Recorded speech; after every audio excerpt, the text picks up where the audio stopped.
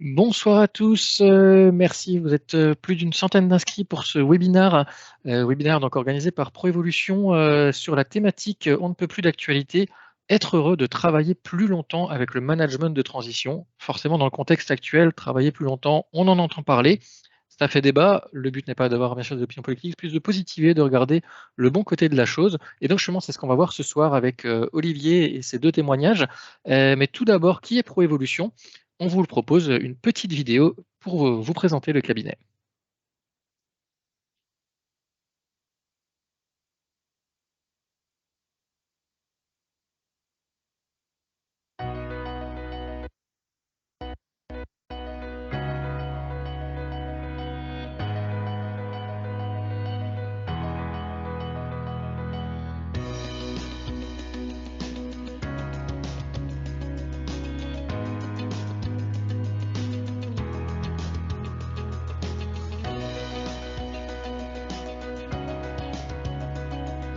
Bonjour, je vais vous présenter Proevolution.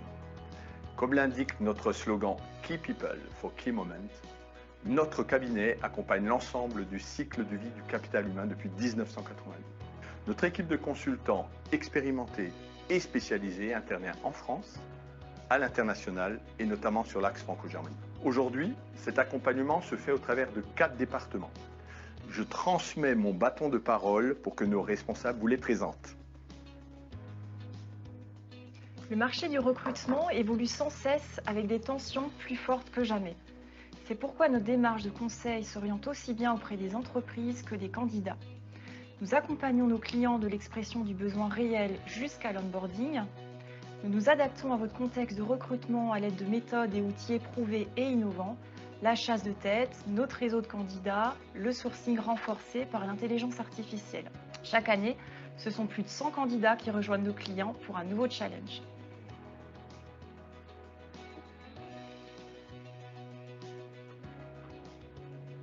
Notre activité management de transition offre la possibilité de mise en place immédiate et temporaire de compétences au sein de votre organisation, au travers de managers sélectionnés au sein de notre vaste communauté de membres préqualifiés. Cette activité permet au cabinet une approche globale au niveau de nos clients, en parfaite adéquation pour répondre aux tensions sur le marché du recrutement. Nos missions concernent tous les postes du comité de direction et de leur N-1. Et nous sommes à même de vous présenter une première candidature répondant à vos besoins sous quelques jours.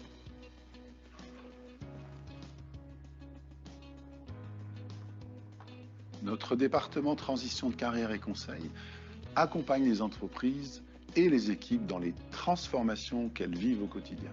Notre intime conviction, c'est que réussir sa transformation, c'est conduire le changement et accompagner la transition. Nos consultants et coachs interviennent sur l'accompagnement du changement, les risques psychosociaux en entreprise, la gestion des talents et l'accompagnement des réorganisations. Nous pratiquons ces registres tous ensemble depuis plus de 10 ans, tout en continuant de faire évoluer nos compétences, à titre d'exemple sur la cohérence cardiaque et les neurosciences. Face à la croissance de la digitalisation, Proevolution a développé sa marque digitale, ConnexUp, pour faciliter l'implémentation des nouvelles technologies au sein des fonctions RH et managériales. ConnexUp accompagne aussi sur des sujets novateurs comme le marketing RH, le management intergénérationnel, le team building à l'aide du jeu vidéo et surtout la marque employeur.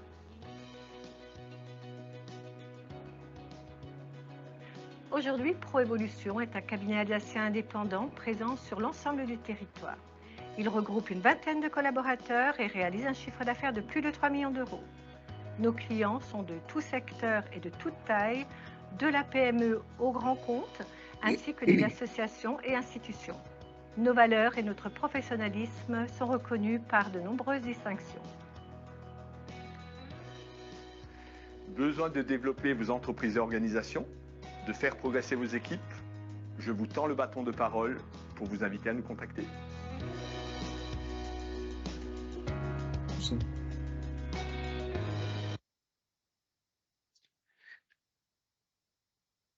Voilà pour la présentation donc, de la société. Alors, Marc, je ne vais pas prendre ton bâton de parole, je vais te le laisser pour te laisser justement introduire ce webinaire et te laisser donc ce mot d'accueil. Bien, merci, bonjour à toutes et à tous et ravi de vous voir aussi nombreux parce que je vois qu'il y a un nombre de participants record. Proévolution, je ne vais pas reparaphraser tout ce qui a été dit. Nous, notre conviction, c'est de porter les paroles, mais surtout les acter. Et ce département management de transition qui a maintenant vu le jour depuis plus de 2 ans poursuit sa croissance. Et Proévolution est également fidèle à ses convictions et à cette partie RSE.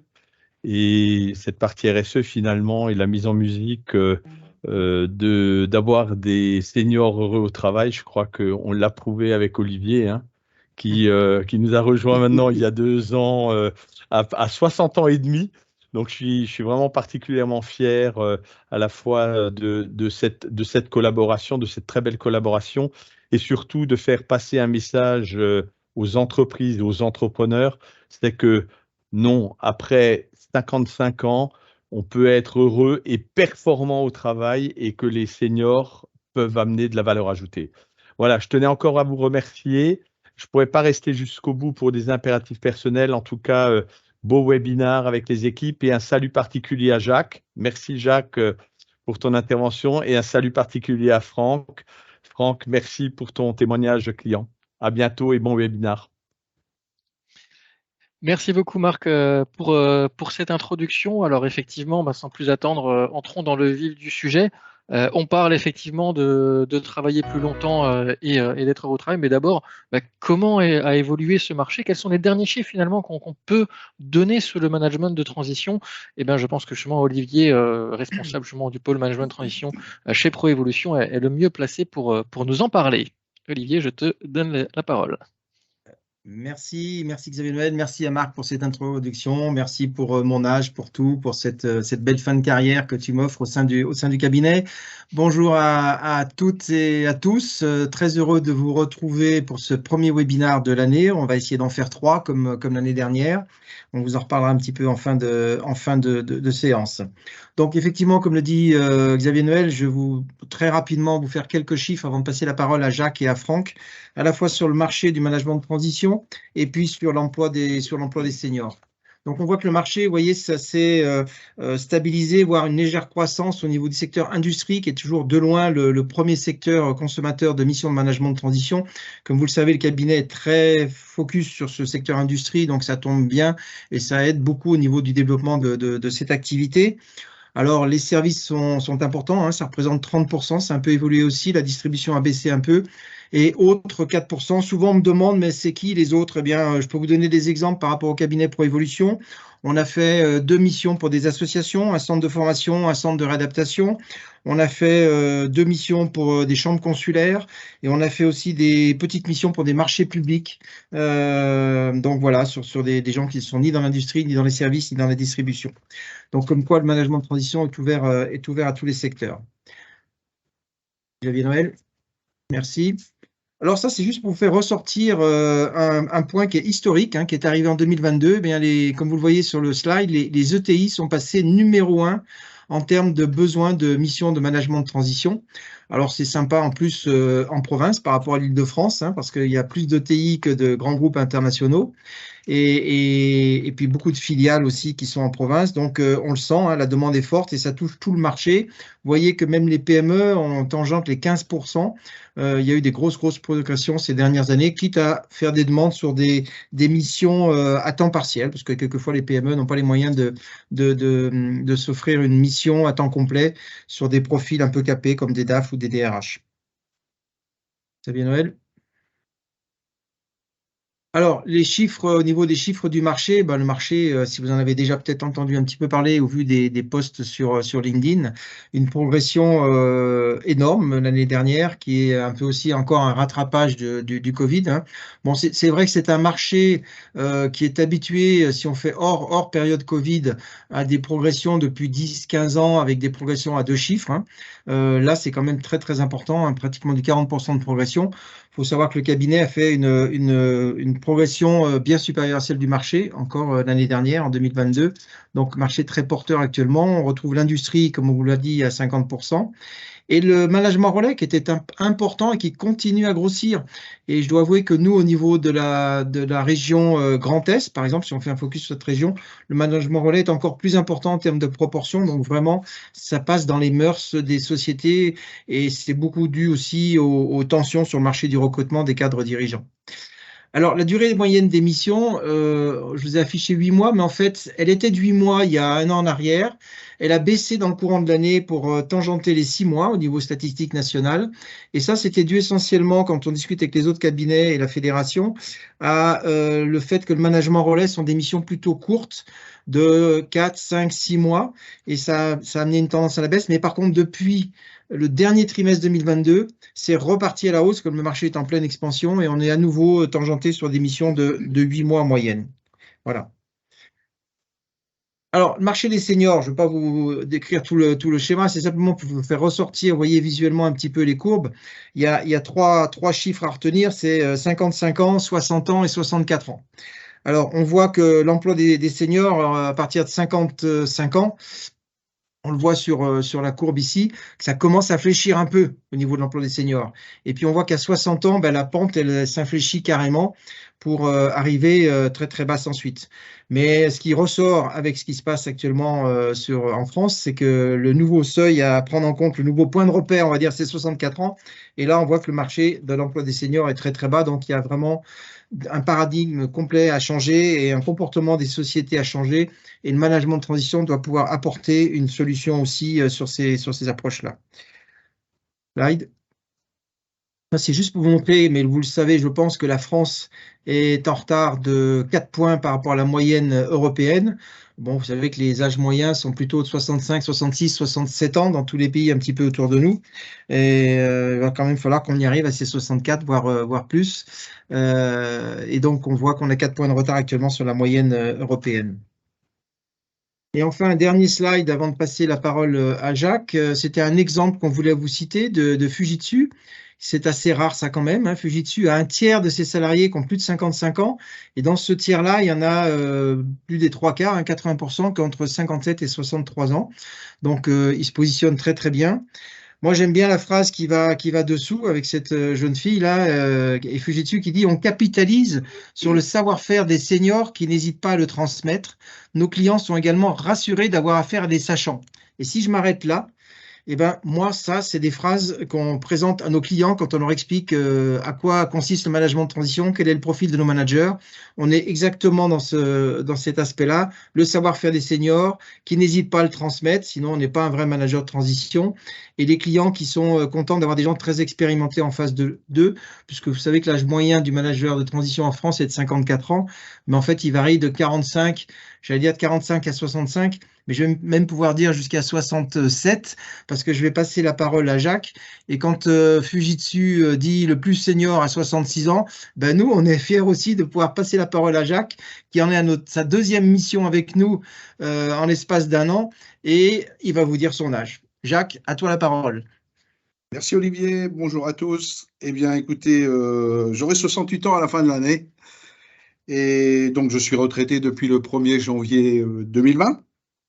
Je vais me présenter rapidement et après je vous parlerai de mon expérience avec ProEvolution et les 2 missions de manager de transition. J'ai une formation BTS fabrication mécanique, j'ai fait un MBA en 2006 à 50 ans et puis en 2021 j'ai fait une formation de coach professionnel. Avec tout cela, c'est 43 ans d'expérience en production, j'ai toujours travaillé en production dans l'automobile et puis dans l'agroalimentaire où j'ai passé mes 25 dernières années. Et en 2020, j'ai souhaité créer ma micro-entreprise pour partager mes connaissances, transférer mon savoir, proposer du conseil en entreprise, du coaching, et puis prendre des missions de manager de transition. Donc à ce jour, comme l'a dit Olivier, j'ai réalisé deux missions. La deuxième se termine à la fin du mois. Et voilà, je vais donc partager avec vous cette expérience. La première mission que j'ai eue, c'était d'accompagner un chef d'atelier qui a été nommé responsable de production usine. C'était sur un site industriel du Haut-Rhin de 235 personnes. La durée, c'était 15 journées qui se sont étalées sur 4 mois. C'était 1 à 2 journées par semaine. Et l'objectif, c'était d'assurer, et pour le responsable de production, eh bien d'assurer de tenir sa place au comité de direction, puisqu'il rentrait au comité, de manager son équipe avec du recul, et puis, bien sûr, de prendre les bonnes décisions, et puis également qu'il se sente bien dans son job. Alors, l'approche, c'était de transmettre mon savoir avec mon expérience, parce que j'ai tenu un poste similaire, et donc, ce qu'on a fait, c'est que je l'ai suivi dans ses activités journalières. J'ai vraiment collé à la culotte. Et en fait, ce qu'on faisait, c'est qu'on débriefait après, je lui donnais du feedback et on tirait les enseignements des expériences vécues. Alors, le challenge que j'avais, c'était d'enlever ses doutes sur ses capacités, parce qu'il en avait, et le mettre en confiance et savoir fédérer son équipe. Alors, c'est vrai qu'il était un peu en compétition avec des jeunes ingénieurs qui parlaient anglais un peu mieux que lui, mais je dirais que, et puis en plus, ils étaient bons, ces jeunes, mais j'ai réussi à dissiper ces craintes. Le résultat, c'est que la confiance, à la fin de la mission, il l'avait. Je lui ai donné tous les principes et les caractéristiques d'un bon leader. Et puis, aujourd'hui, il sait bien, on va dire, utiliser entre guillemets son équipe en mettant ces gens en valeur et surtout en les développant et sans avoir peur pour lui. Voilà, et juste pour vous dire, on est resté en contact, parce que c'était terminé au mois d'août, et on fait le point quasiment tous les 2 mois, donc c'est vraiment sympa. Ça, c'était la première expérience de manager de transition. Et la deuxième mission, celle-ci, elle était un peu plus difficile, c'était d'accompagner 14 chefs d'équipe dans leur transformation vers un poste de manager de proximité. Alors, c'est sur un gros site dans le Bas-Rhin de 1400 personnes. Et la mission, celle-ci, elle a duré 5 mois, comme je vous le disais, elle va se terminer à la fin du mois de mars. Et l'objectif, c'était de faire découvrir à ces chefs d'équipe ce qu'est le vrai travail de manager, en fait. Alors, bien sûr, il y a de la gestion opérationnelle, mais il y a plein d'autres choses à faire, comme la gestion des ressources, le développement, l'engagement, le progrès continu, et puis, bien entendu, la communication et l'animation du progrès continu. Et l'approche, elle a été un peu plus longue que pour ma première mission. C'est que j'ai dû faire un état des lieux, j'ai observé, j'ai appris à connaître les produits, les gens, l'organisation. J'ai également mesuré le potentiel de chaque personne, parce que 14 personnes, ça représente un peu de travail. Je leur ai appris à découvrir qui ils étaient et je leur ai donné également les qualités d'un bon leader. Bien entendu, j'étais aligné avec mon directeur industriel et ça, c'était vraiment super parce qu'on a vraiment bien partagé et on était aligné sur la façon dont je faisais les choses et la perception que j'avais de ces managers. Et puis, on a également préparé au changement grâce aux outils de management tels que l'entretien individuel, les plans de formation, les face-to-face et ainsi de suite. Alors, le challenge pour moi, c'était d'amener les managers à la suppression du mode pompier. Parce qu'en fait, je me suis rendu compte au début qu'ils passaient 80% à courir après des pièces, à courir après plein de choses, mais en fait, compte, ils faisaient que ça, et leur vrai travail de manager, ils ne le faisaient pas. Alors, l'autre challenge pour moi, c'était d'arriver à préparer l'arrivée du nouveau responsable d'unité autonome de production. Il est arrivé il y a 1 mois, parce que ma vocation, ce n'était pas de rester, et puis faire passer également les managers de proximité en mode action. Parce que en fait, ils sont tout le temps en attente de quelque chose, ils cherchent la perfection, et en fait, avec le mode pompier, c'est un prétexte pour ne pas faire les choses, parce qu'ils n'ont pas le temps. Alors, le résultat, à force de répéter, persuader, prouver l'intérêt de tous les outils que je leur ai montrés, eh bien, je pense avoir réussi à transformer ces gens, à leur faire prendre conscience que ce qu'était le vrai travail de manager. On a mis en place une nouvelle organisation du travail qui va les obliger en quelque sorte à faire plus de management puisqu'ils vont doubler le nombre de personnes à manager et ils vont passer de journée alors qu'ils étaient en équipe. Et puis, le nouveau responsable UAP, il est plutôt content parce que je vais vraiment bien préparer le terrain, quoi. Donc ça, c'était l'expérience, les 2 expériences que j'ai vécues dans ces missions. Et en termes de conclusion, qu'est-ce que je peux vous dire? Pour moi, c'était un vrai plaisir de se retrouver dans le monde industriel. Ça, c'est clair. se sentir utile, surtout avec tout ce qu'on apporte aux personnes. Travailler avec un directeur industriel où on est en confiance et on est aligné, c'est aussi un grand plaisir et c'est un confort. Hein. Et c'était un challenge aussi pour moi de repartir au travail après 2 ans de Covid. Hein. Juste au moment où il y a eu la retraite, il y a eu le Covid et j'étais cloué à la maison, je ne savais plus quoi faire, donc c'était vraiment très bien pour moi. Et puis l'autre challenge qui était intéressant, c'était, je m'étais donné l'objectif de retrouver du travail après avoir quitté. Et je m'étais donné ça comme objectif. Si tu arrives à retrouver du travail, eh ben c'est vraiment bien. Alors j'y suis arrivé grâce à ProEvolution, c'est sûr. Et puis également, la conclusion, c'est quand on s'arrête après une belle mission, eh bien, et qu'on prépare la suite, eh bien, je dirais que c'est surtout sans stress. Et ce que j'ai apprécié beaucoup au travers de ces 2 missions, c'est que je n'ai pas vécu le stress comme je le vivais avant. Je ne sais pas pourquoi, c'est la prise de recul, je dirais, j'avais pas de rôle hiérarchique, donc j'avais du rôle de conseil, mais j'avais la confiance des gens. Donc franchement, je l'ai bien vécu. Et puis aussi, si on travaille, il faut aussi pouvoir se payer un peu de bon temps. Donc c'est ce que on va faire maintenant. Alors en conclusion, je dirais que ça doit rester un plaisir de prendre ce genre de mission, de pas vivre de stress pour donner le meilleur de soi-même. Et voilà, donc c'était ma conclusion et je vous remercie de m'avoir écouté. Voilà Olivier, je crois que je suis dans le timing. Merci beaucoup Jacques pour ce témoignage très très inspirant. J'imagine qu'il inspire pas mal de monde parmi les participants. Je vois que vous avez posé quelques questions. On va garder les questions pour la fin, mais n'hésitez pas à les poser effectivement dans le chat et on les reprendra tout de suite après effectivement la dernière partie. Et donc on va cette fois laisser la parole à Franck Arnoux, donc, qui est directeur industriel du groupe Burgermeister, qui lui a plus le côté client justement. Mais est-ce que finalement être heureux, donc bien sûr pour les managers de transition seniors, mais aussi les entreprises qui les sollicitent, comment ça se passe? Et bien justement, Franck, c'est possible donc de nous raconter ce témoignage. Ok, eh bien écoutez, bonjour à toutes et tous. Alors rapidement, je me présente. Donc je suis le directeur industriel du groupe Burgermeister, groupe de famille alsacienne qui a différentes activités dans la menuiserie. Avec, on verra après sur le slide d'après, un certain nombre d'usines. Donc je supervise 6 usines qui produisent de la pergola, du portail, du portillon, du garde-corps, enfin tout, et du volet. Voilà, slide suivant s'il vous plaît. Donc le groupe Burgermeister a été créé en 2004 par le rachat d'une société qui s'appelle Jardimat, et qui depuis a intégré par de la croissance externe 5 marques.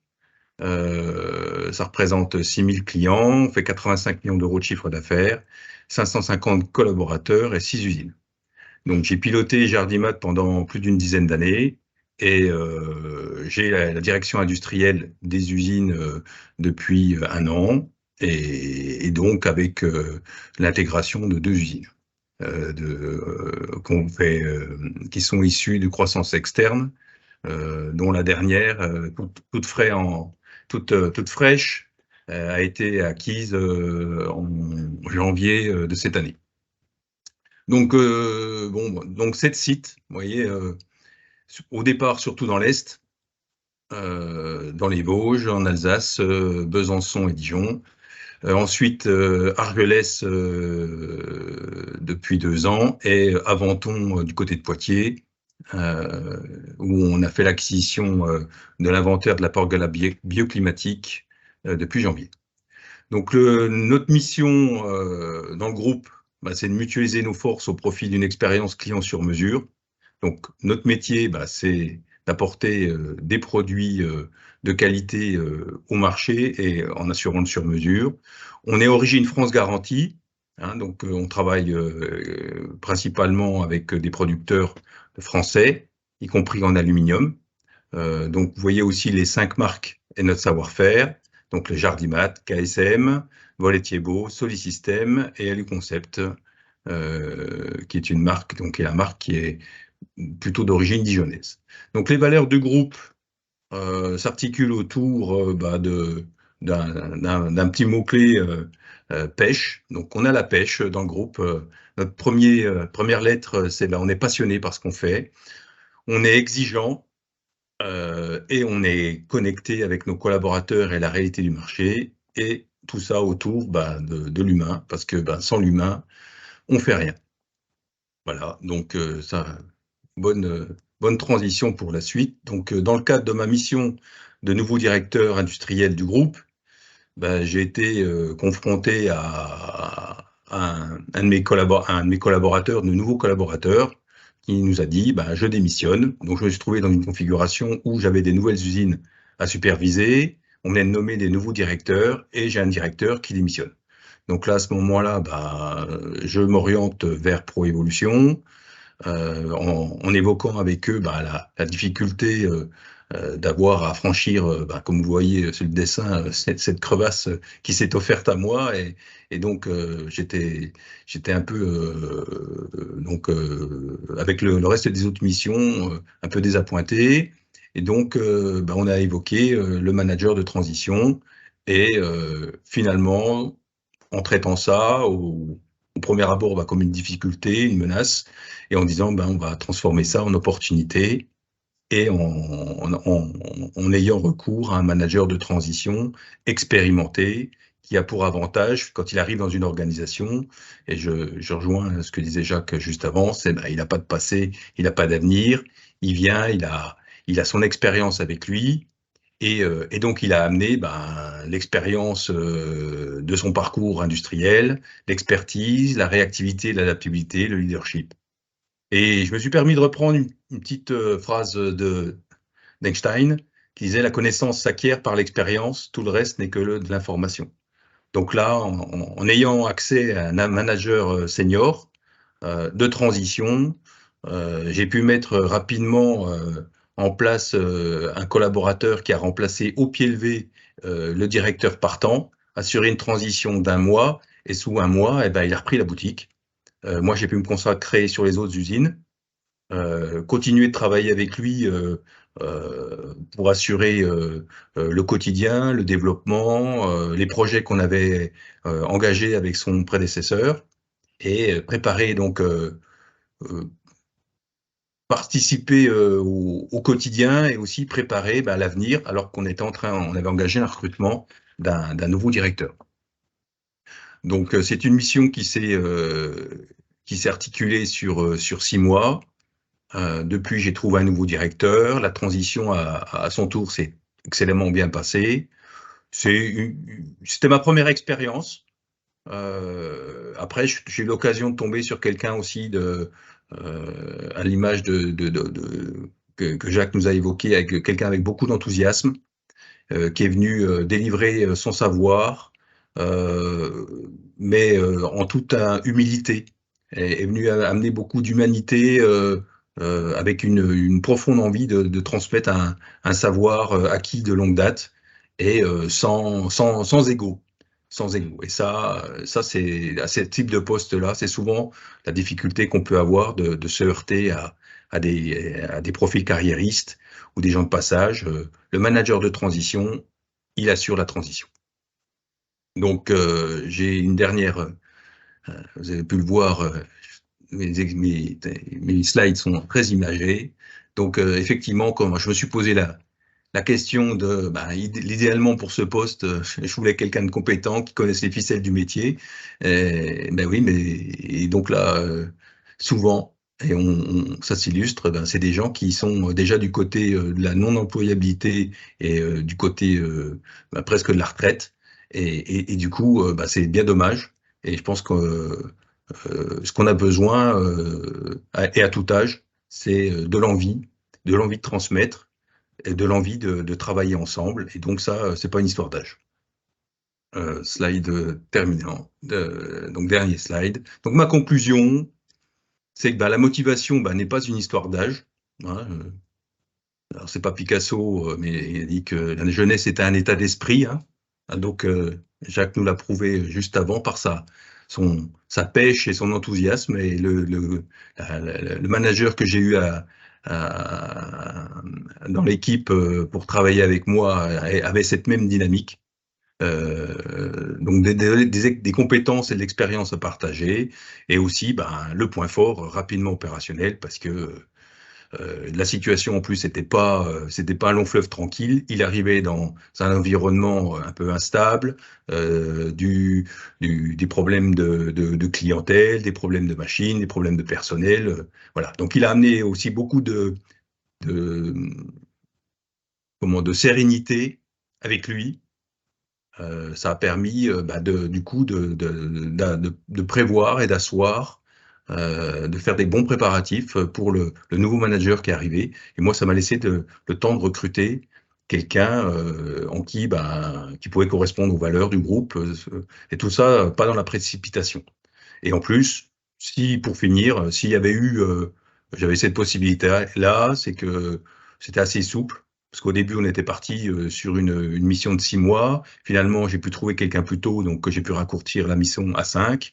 Et aussi, si j'avais été un peu dans le dur, on avait la possibilité de rallonger aussi de quelques mois. Donc ça donne aussi beaucoup de souplesse, et c'est aussi rassurant en termes de charge mentale pour pouvoir organiser tout ça. Donc, bilan, je recommande d'être prêt à recommencer avec des gens qui ont envie. Bon, après ça, c'est notre quotidien, mais c'est détecter l'envie chez nos collaborateurs. Donc voilà pour ce partage d'expérience. Je vous remercie pour votre attention. Merci à vous. Merci surtout à vous, Franck, pour ce beau témoignage. C'est intéressant effectivement de voir effectivement le manager, mais aussi les entreprises qui les sollicitent. Et j'espère que pour vous, comme pour nous, ça a été inspirant. Et ça peut être inspiré des questions, donc n'hésitez pas, hein, il y a 2-3 questions dans le chat et je vous invite, si vous en avez d'autres, à les poser. Alors je vais les reprendre dans l'ordre, justement. La première s'adresse plus à Olivier, puisqu'on revient sur les chiffres, où effectivement Dalia Marco se posait la question pourquoi ce retard, hein, le retard en l'occurrence de l'âge du management de transition en France par rapport aux autres pays en Europe. Quelle est ton interprétation, Olivier, sur ce décalage ? Alors attention, ce n'est pas l'âge du management de transition. Le chiffre que j'avais donné, il y avait 4% de 4 points d'écart avec la moyenne européenne. C'était l'âge de départ à la retraite, en fait, hein, des seniors, de l'emploi des seniors avant d'être en retraite. Donc c'est là où c'est normal, puisque nous, on a un âge légal de départ à la retraite aujourd'hui qui est de 62 ans, qu'on va passer normalement à 64. On va voir ce qui se passe dans les prochains jours, les prochaines semaines.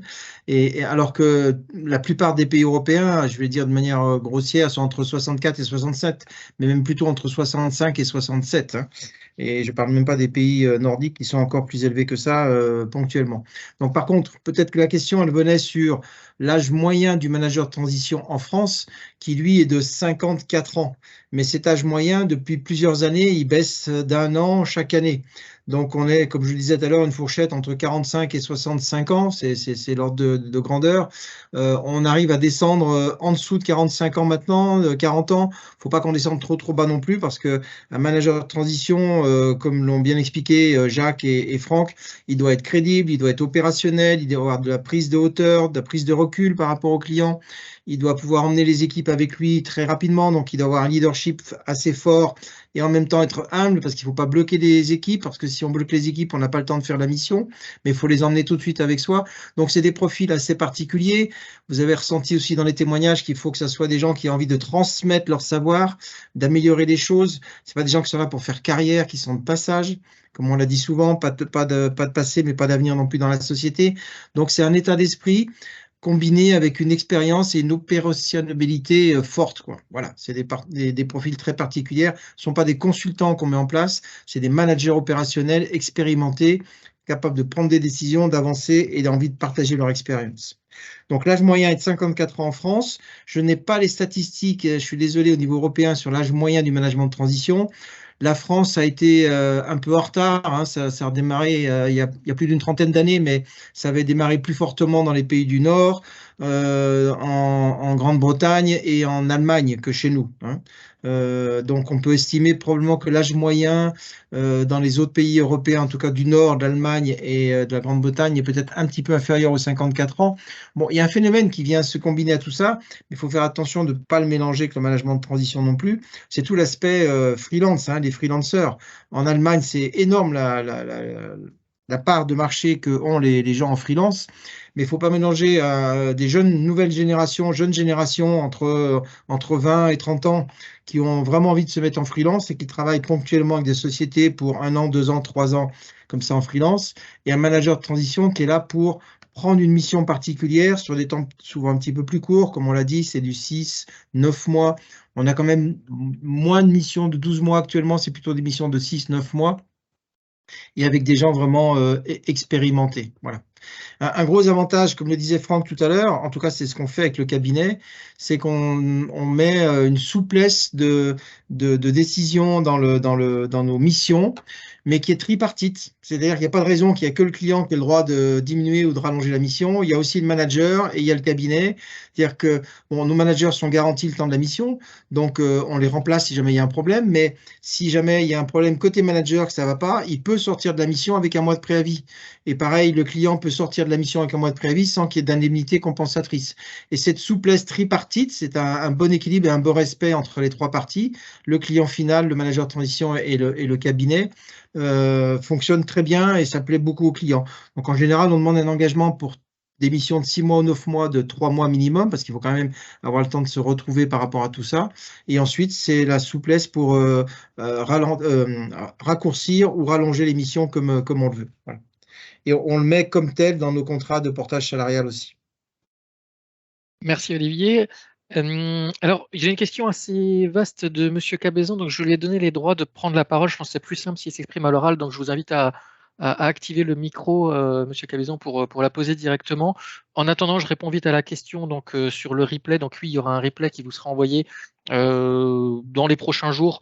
Voilà, donc pour ceux qui n'ont pas pu rester jusqu'au bout ou qui ont peut-être raté le début, vous l'aurez. On en fera également un article sur notre site. Monsieur Cabezon, je vous laisse la parole, si vous avez pu activer le micro. Oui, bonsoir à tout le monde. Vous m'entendez bien? Oui, on vous entend. Très bien. Juste un petit commentaire, parce que j'ai eu quelques petites mauvaises expériences, malheureusement, qui ne sont pas dues, je dirais, au cabinet. Mais simplement, je m'aperçois par expérience que qui peut mieux que nous, qui avons une expérience, essayer de rencontrer l'entité, quand c'est possible, bien entendu, hein, ce n'est pas toujours possible, hein, mais quand c'est possible, de façon à ce qu'on juge au mieux et au plus près les prestations qu'on pourrait apporter à cette entreprise.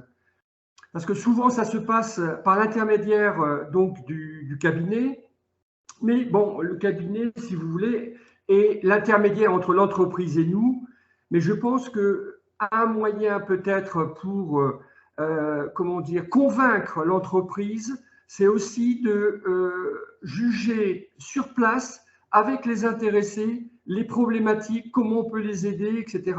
C'est un peu vendre, si vous voulez, le manager de transition avec notre expérience. Voilà, c'est ce que je voulais dire.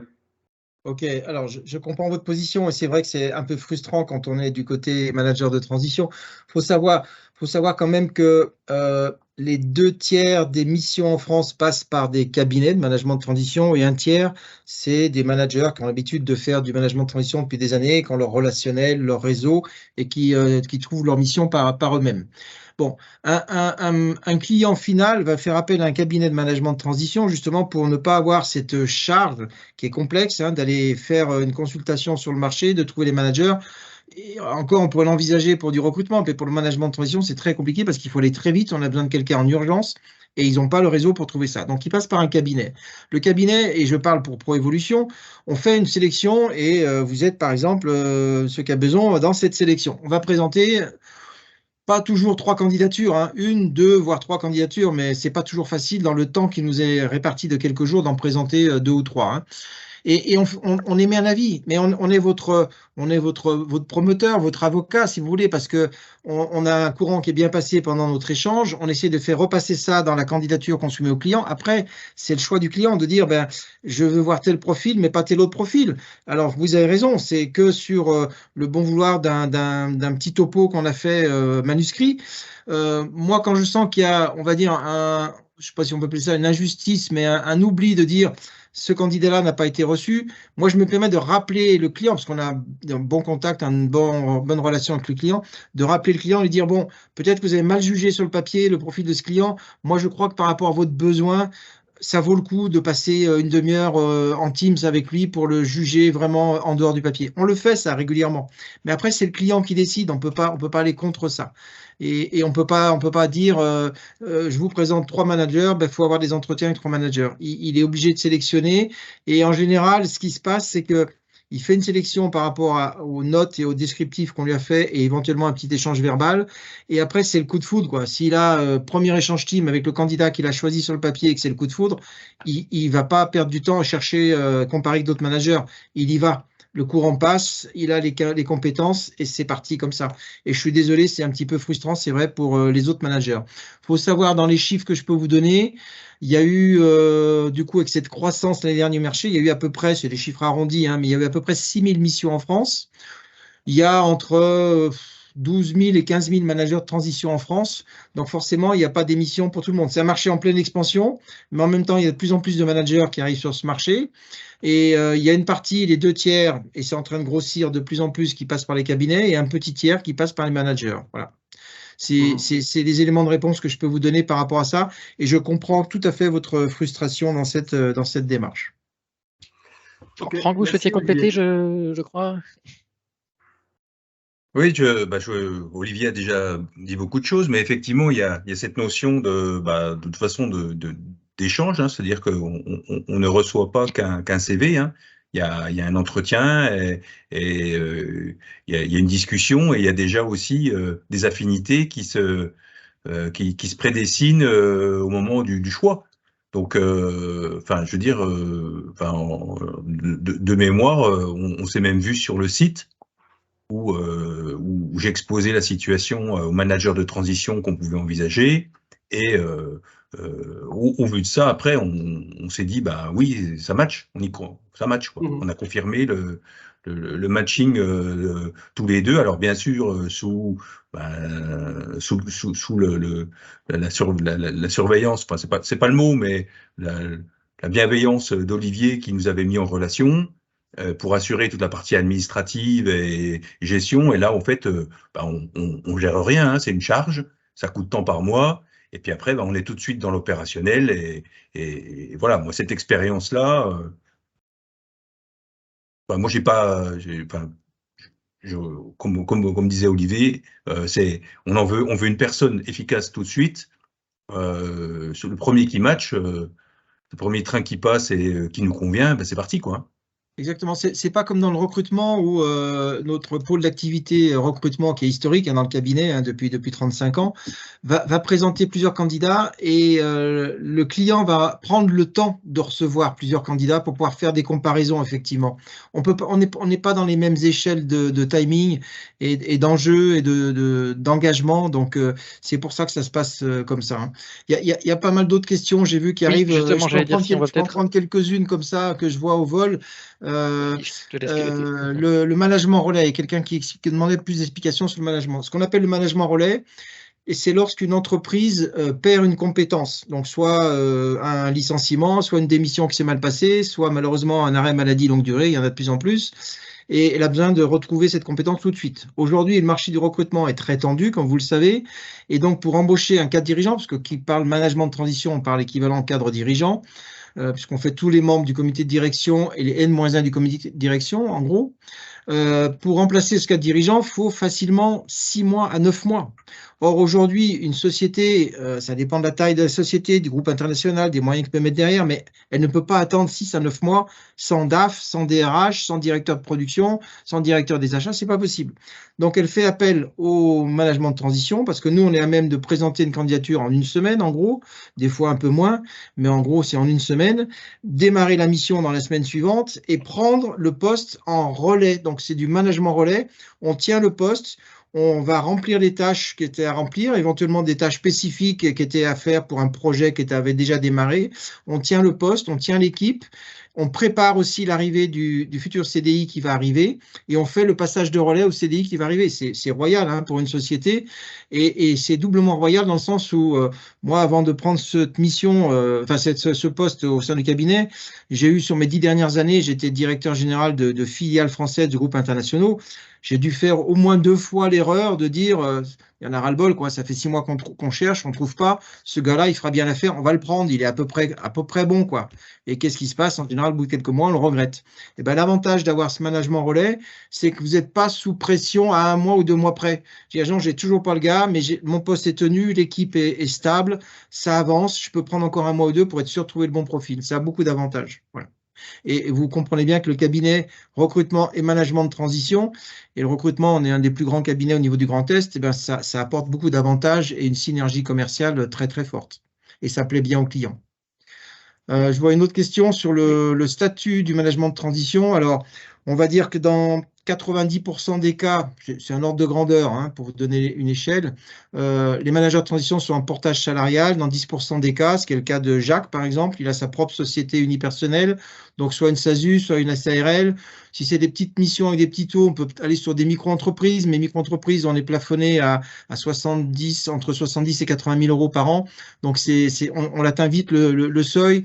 Donc, voilà, il y a différents types de sociétés qu'on peut mettre en place. Donc, soit nous on a un contrat avec le client final. Donc, on a un contrat avec Franck, par exemple, dans le cadre de la mission qu'on a fait. On signe entre la société Burgermeister et le cabinet Proévolution. Et puis, d'un autre côté, nous, on a un contrat tripartite avec le manager de transition, la société de portage et nous. Ça, c'est dans le cadre du portage. Sinon, on a un contrat classique. Par exemple, nous, on avait un contrat avec Jacques sur sa société unipersonnelle et il était un sous-traitant pour nous. Voilà. Et donc, on intègre ça dans notre offre et on fait une offre globale, nous, aux clients de prestations avec cette capacité de lui répondre en quelques jours lorsqu'il a un besoin. Ensuite, on a une direction de mission, c'est-à-dire qu'on accompagne le manager et on fait un point régulier avec lui et avec le client. Et puis, le manager est garanti le temps de la mission. Donc, c'est tout ça dans un package global qu'on apporte au niveau du client. Voilà. Et quand c'est en portage salarial, nous, on a 2 partenaires avec qui on travaille plus communément, mais on prend n'importe quelle société de portage que le manager a l'habitude, avec qui il a l'habitude de travailler. Voilà. Alors, je ne sais pas s'il y avait d'autres questions encore. Le statut, il y le avait management des questions sur est-ce qu'il y a des missions sur d'ordre commercial? Voilà, je réponds rapidement. Alors peut-être pour vous donner, pour ceux qui n'ont pas ces statistiques en tête, les chiffres au niveau de la répartition des statistiques nationales hein, dans l'ensemble des cabinets. Les postes les plus demandés, en numéro 1, c'est tout ce qui touche la finance, donc DAF, RAF, responsable de contrôle de gestion et responsable comptable. Alors, je vois que Manon est en ligne, qui s'occupe du sourcing avec moi, et ça va la faire sourire. On a eu 4 demandes de responsables comptables en quelques jours, là, et qui parlent anglais, qui connaissent SAP. Donc, à bon entendeur, salut. S'il y en a qui sont prêts à postuler, qui nous appellent tout de suite après le webinaire, et Manon sera content, elle aura le sourire. Et on a 4 missions qui démarrent, des missions entre 3 et 6 mois, parce que c'est un peu du management relais qui est à faire. Ensuite, justement, parlant de nombre de missions, il y a une question sur le nombre de missions qu'on a par année. Alors, je ne sais pas s'il y a des données que tu souhaites partager. Alors, je finis sur les statistiques du marché. Donc, la finance, ensuite, c'est la partie RH. RH ou production, ça se tient à quelques pourcents près. Donc, RH, c'est DRH, RRH. Production, c'est directeur de production, responsable de site, directeur industriel. Et ensuite, on touche tout ce qui est direction des achats, direction supply chain et logistique. Après, un peu de direction générale, mais c'est vrai que c'est plus sur l'Île-de-France. On en a moins en province. On en a fait une en 2 ans, direction générale. On n'en fait pas tout le temps. Et je réponds à la question donc, qui avait été initiée au départ. Commercial et marketing, on n'en a pas beaucoup. Statistiquement, c'est 3-4% des demandes au niveau national. Mais on en a déjà fait 2 en 2 ans et j'en ai une demande sur mon bureau.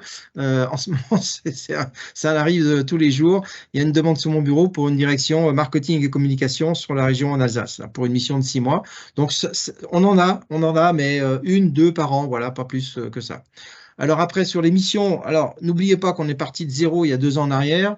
On a fait une douzaine de missions la première année en partant de 0 et en mettant tous les outils en place. L'année dernière, on a fait une 30aine de missions, donc vous voyez une belle progression. Et cette année, je ne sais pas vous dire, on va faire, j'espère, peut-être une 40aine de missions, voilà, à peu près dans l'ordre de grandeur. Et comme je l'ai dit tout à l'heure, il y a eu 6000 missions l'année dernière au niveau du marché, à peu près. Il y a eu pas mal de questions justement sur quel type de mission. On demande si on a des spécialités sur l'expérience client, sur le référencement, sur la qualité.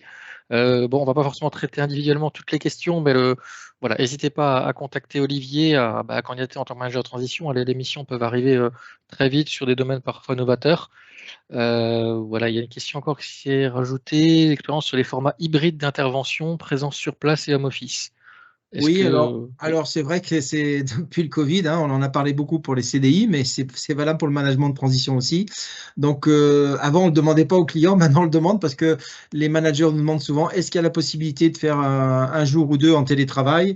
Et ce qui est logique, d'abord par rapport au changement de mentalité et de paradigme au niveau du marché avec le Covid, hein, qui nous a fait accélérer sur cet aspect-là, c'est très bien. Moi-même, je travaille 2 jours par semaine en télétravail, ce n'était pas le cas avant, et je trouve que ça rythme bien la semaine.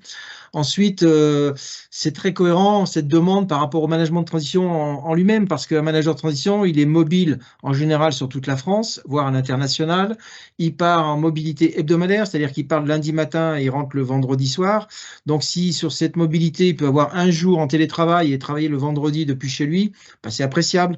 Et donc, nous, maintenant, avec Manon, on pose systématiquement la question aux clients, est-ce que vous acceptez du télétravail, etc. Et en général, oui, non, là, les postes de responsable comptable dont je vous parle, c'est non, parce qu'il y a des clôtures qui sont en ce moment, les commissaires aux comptes qui arrivent dans quelques semaines. Donc, le télétravail, pour l'instant, niet pour les premières semaines. Peut-être dans un mois ou deux, c'est possible. Voilà, ça dépend des missions derrière, mais on le demande systématiquement. Et la plupart du temps, les clients comprennent qu'avec un statut de manager de transition, c'est intéressant d'avoir au moins un jour, voire 2 en télétravail dans la semaine. Très bien, on a un peu dépassé le timing, mais c'est que vous y êtes tous intéressés, vous avez posé beaucoup de questions. On en a peut-être raté 2-3. Ce que je vous propose, je vous note l'adresse mail d'Olivier. N'hésitez pas à lui envoyer un mail en direct. Il prendra bien sûr plaisir à vous répondre. Moi, je tenais surtout à tous vous remercier, hein, donc particulièrement Jacques et Franck pour votre témoignage. J'espère inspirant pour tous. On espère bien sûr que vous allez tous être heureux de travailler plus longtemps avec le management de transition. Et je laisse le mot de la fin pour Olivier. Oui, merci, parce que ça va me permettre de répondre à une question que je vois. Je suis dans le développement des ventes internationales, 0 mission. Alors, bonne question, et ça me permet de faire la conclusion aussi. Comme je vous ai dit tout à l'heure, on va faire 3 webinaires cette année comme l'année dernière. Je n'ai pas le thème du 3e, mais j'ai le thème du 2e qui sera au mois de juin. Et au mois de juin, on va faire le webinaire sur notre approche, notre développement sur le marché franco-allemand. Alors, on est sur le franco-germanique, c'est-à-dire parce qu'on est basé aux 3 frontières, hein, Suisse, Allemagne et France. On va faire un focus tout de suite sur le franco-allemand, parce que d'abord, le recrutement le fait déjà ponctuellement depuis quelques années. Moi, je n'ai pas eu le temps de m'en occuper au niveau du management de transition, mais quand même, on a aujourd'hui 1150 à aujourd'hui managers inscrits sur la plateforme, donc c'est quand même pas mal en l'espace de 2 ans. Hein, on a rattrapé pas mal de gros cabinets là-dessus. Et sur ces 1150, on en a un tiers qui parle couramment allemand. Et nous, on est très, très bien perçus par le recrutement sur un certain nombre de clients en Allemagne. On embauche quelqu'un qui arrive la semaine prochaine, qui s'appelle Tom, et qui est un Key Account Manager qui va nous développer, qui est trilingue, parfaitement trilingue, et qui va nous développer les 3 activités, recrutement, transition de carrière, conseil et management de transition sur le marché allemand. Donc, il va y avoir une grosse pression à partir de la semaine prochaine parce qu'il y a un gros potentiel. Il faut savoir quand même qu'il y a 2 millions de postes non pourvus en Allemagne. Donc, vous imaginez le potentiel que ça représente. Le marché du management de transition est saturé. Donc, d'avoir, on va dire, presque 300 managers dans notre plateforme qui parlent couramment allemand et bien sûr qui parlent anglais aussi, qui sont mobiles, qui sont capables d'aller à l'international, on va ouvrir pas mal de possibilités sur l'approche internationale avec ça. Et donc, je vous donne rendez-vous pour le prochain webinaire au mois de juin. On vous expliquera notre approche franco-allemande et Tom interviendra bien évidemment. On va mettre en place une dernière chose cette année, je pense j'appelle ça des webinaires, mais ça va être réservé là aux membres de notre communauté. Des informations, formations sur des thèmes. On va le faire 2 fois cette année.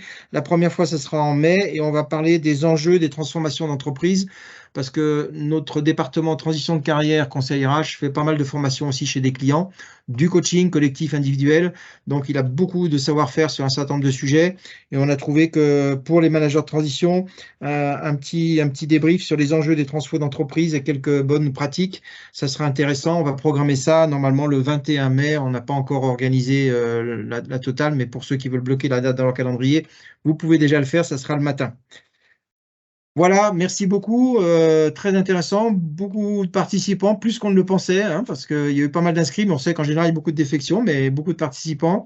Un grand merci à Jacques et à Franck pour votre intervention. Elle était parfaite au niveau timing, au niveau des slides, des pictogrammes.